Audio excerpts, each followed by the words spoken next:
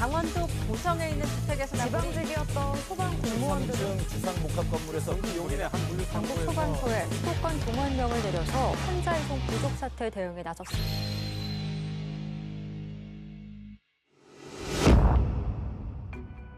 (2020년 4월 1일) 5만 3천여 명에 달하는 모든 소방공무원의 신분이 국가직으로 일제히 전환됐다. 지난해 11월 소방공무원 국가직 전환을 위한 6개 법안이 통과된 지 4개월여 만의 일이었다. 국가직 전환이 가져올 효과와 기대감은 다양한 관점과 측면에서 고무적이었다. 지역 간 편차를 보였던 소방 서비스의 불균형을 해소하고 대형 재난에 시도의 경계를 초월한 신속하고 총력적인 대응이 가능해진 점은 국민의 생명과 재산을 지키기 위한 소방의 확장된 행보에 가속을 더했다. 국가직 전환을 계기로 시도 소방본부별로 분산되어 있던 상황관리 시스템을 119 통합 상황관리 시스템으로 일원화하고 전국의 소방헬기 운영과 지휘 체계를 국가 통합관리로 전환하여 각종 화재와 재난 등의 효율적 대응 체제를 구축하는 것도 가시화됐다. 아울러 국가직 전환으로 탄력을 얻은 현장 인력의 단계적 충원을 통해 명실상부한 육상재난총괄기구로서의 위상 정립과 빈틈없는 사회 안전망 구축이란 궁극적 목표에 한 발 더 다가선 전기가 됐다. 4월 29일 참사는 순식간이었고 상처는 깊었다.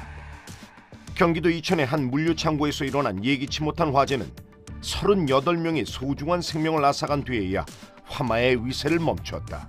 샌드위치 패널 등 가연성 소재로 된 건축물은 삽시간에 불길과 함께 다량의 유독가스를 발생시켰고 작업장의 소방시설은 현장 근로자들의 생명을 지키기에는 턱없이 부족했다.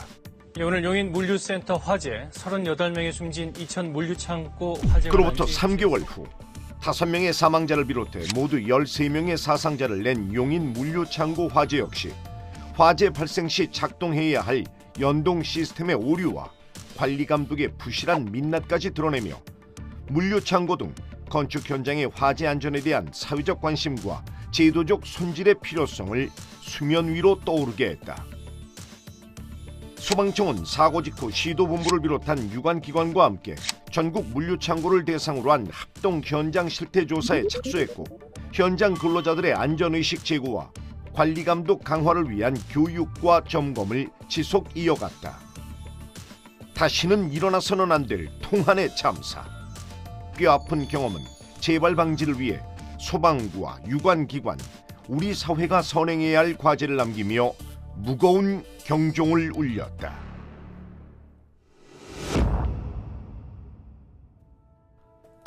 (2020년 5월 1일) 밤 지난해 강원 산불의 악몽이 재현되는 듯 거센 불길은 밤하늘을 뜨겁게 달구고 있었다. 농가 주택에서 일어난 화재는 초속 20m의 강풍을 타고 삽시간에 주변의 산으로 옮겨 붙으며 국가 재난 사태를 초래했다. 신속한 판단과 총력적 대응만이 화마의 폭주를 막을 수 있는 절체절명의 순간, 소방 동원령을 통해 강원 지역은 물론 인근 6개 시도의 소방 차량과 인력이 집결했고 사투는 밤새 이어졌다. 314대의 소방차와 1,850여 명에 달하는 소방 인력, 그리고 산림청과 경찰, 지자체가 힘을 모아 거센 불길에 맞선 지 12시간 만에 주불은 진화됐다. 일어나서는 안 될 악몽이었지만 언제든 직면할 수 있는 상황에서 더 신속하고 강력히 대처할 수 있는 소방의 역량과 진가가 또 한 번 입증된 2020년 5월 첫날의 기록이었다.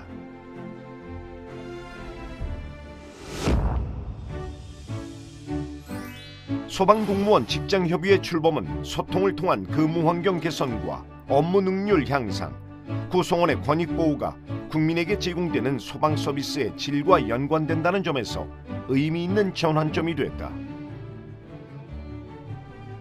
6월 18일 소방청을 시작으로 이후 시도 소방기관들이 줄이어 직장협의회를 출범했고 대립과 반목의 수단이 아닌 상생과 공존, 발전을 위한 진정한 동반자의 관계를 새롭게 정립하며 내일의 담론을 자유롭게 공유하는 합의적 장구로 성장하고 있다.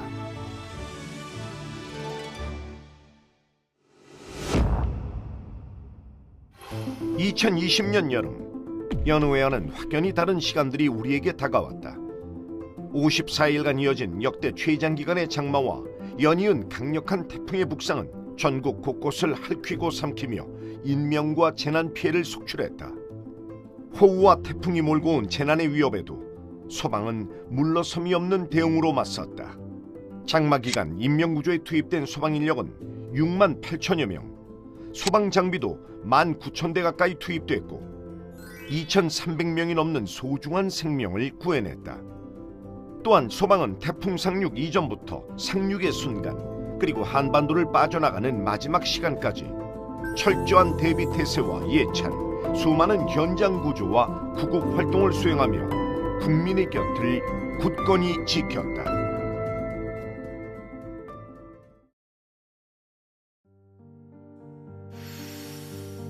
인명구조 활동 중 안타깝게 우리의 곁을 떠난 소중한 동료들의 희생.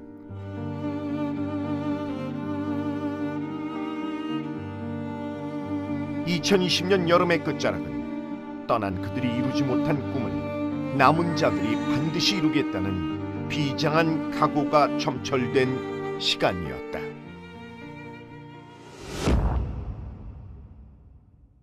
지난 9월 소방시설공사업법 개정안이 본격 시행됨에 따라 소방시설공사 분리발 주제 역시 의무화됐다. 그동안 대형 건설업체의 하도급 형태로 진행됐던 소방시설공사의 관행은 품질 저하는 물론 중소전문업체들의 참여 기회 박탈이라는 불공정의 문제까지 양산했다. 분리 발주제 시행은 대기업과 중소기업 간의 공정한 경쟁을 장려하고 품질 높은 시공이 가능하다는 표면적 효과와 더불어 선제적 화재 예방 조치를 위한 제도적 기틀을 통해 국민 안전의 체감을 높일 수 있다는 점에서 의미 있는 출발로 기억된다. 초고령화 사회 진입을 눈앞에 앞둔 급격한 인구구조의 변화 속에서 대한민국 소방은 노인을 포함한 취약계층의 안전사각지대 해소와 실효적 정책 수립 및 홍보에 집중적인 역량을 모으고 있다. 화재경보기 2580 프로젝트는 이러한 맥락에서 설계된 정책으로 초고령 사회 진입이 예상되는 2025년까지 화재경보기 설치율을 80% 이상 달성하기 위한 다양한 전략을 담았다.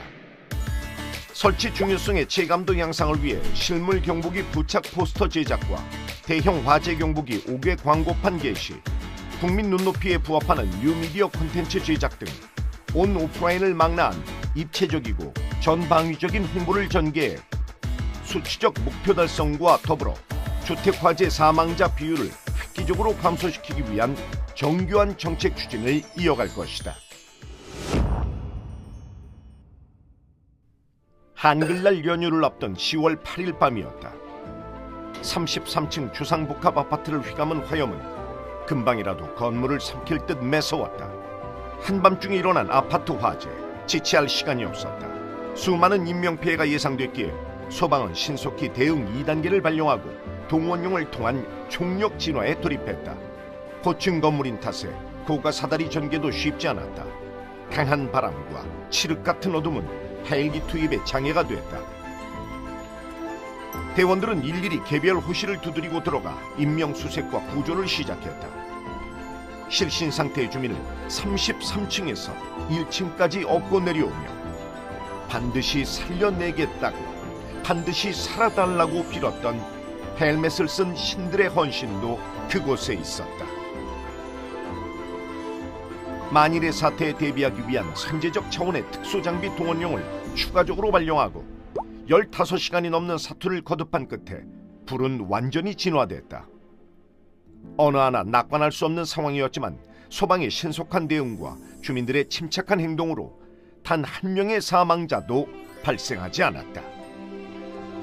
생사를 가늠하기 어려운 위기 속에서 각자가 해야 할 일을 정확히 수행하고 이웃의 어려움을 외면하지 않았던 진정한 공동체 의식의 발현은 그렇게 그날의 이유 있는 기적을 만들어냈다.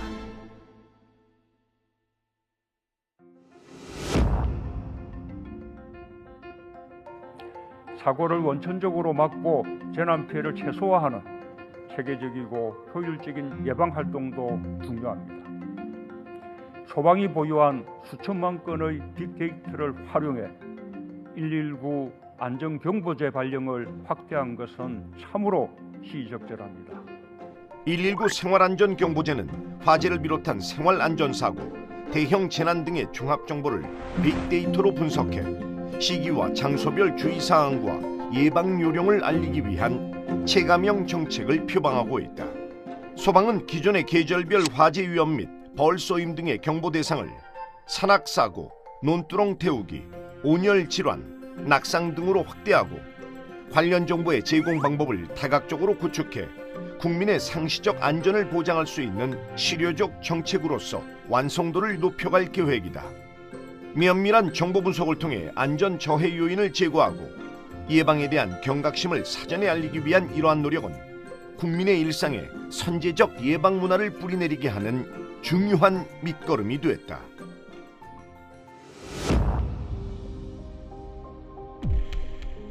그것과의 전쟁은 내리 1년 가까이 계속되고 있다. 코로나19는 일상의 모든 것을 앗아갔고 사람과의 연대를 단절시켰으며 터전을 봉쇄하고 폐쇄시켰다.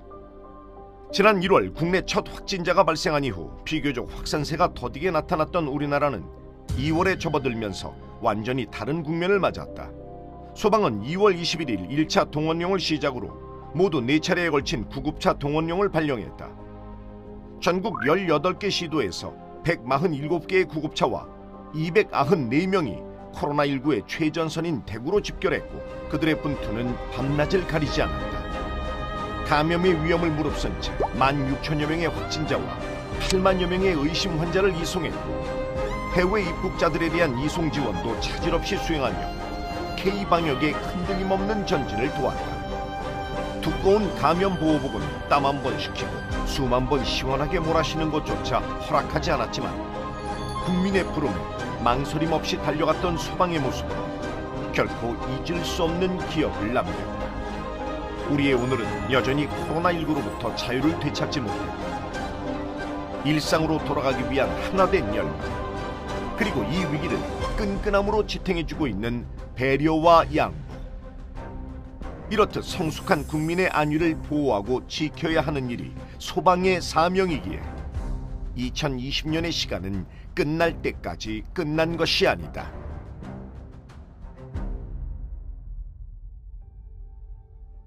존경하는 국민 여러분, 소방관 여러분, 60년 전 중고 군용 트럭에 펌프를 달아 물을 뿌리고 심지어 소방 헬멧을 여럿이 함께 나누어 써야 했던 시절부터 국민들은 화마 속으로 달려가는 소방관들을 항상 신뢰했습니다.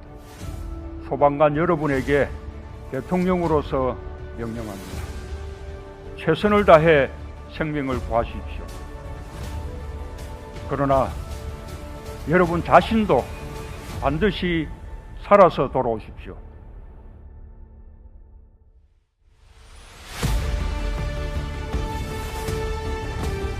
대한민국 소방의 꿈은 하나입니다.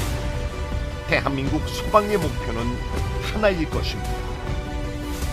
국민 누구나 안전한 세상.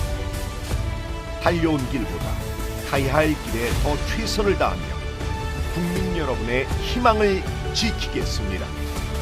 2021년에도 대한민국 소방은 가장 강한 믿음이 되겠습니다. 함께 안전한 대한민국 소방이 만들겠습니다.